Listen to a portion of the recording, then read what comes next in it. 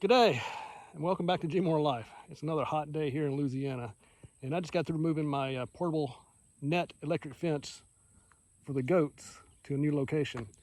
And I just thought I'd show you a quick little hack for this electric fence. I don't have a portable solar charger on this fence. I power it from my main fence that I have for the other livestock. And I do that through this method. I'm gonna show you a quick little hack for. Okay, how I did it is, as you can see, got this electric cord here, regular outdoor cord, and I have an indoor little brown cheap cord here that I've taken, and I have cut and spliced in a couple of alligator clamps right here.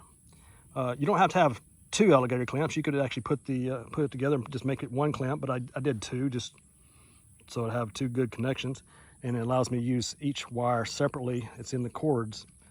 But you can get those clamps probably off of Amazon or something like that. I just got them off another project. It was a bad project. I think it was an old battery charger or something, and used it.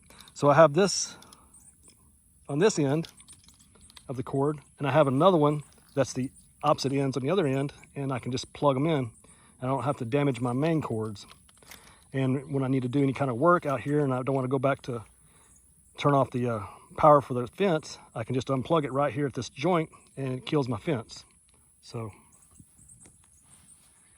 that's how I do that. And by the way, I'm getting the power. It's probably a good 250, possibly 300 feet from the fence. It's right up there before that old truck and past the brush pile. So if you found this video useful, please help out this old sweaty dude here and like and subscribe, and leave any comments down below, questions, comments, concerns. And as always, thank you for watching.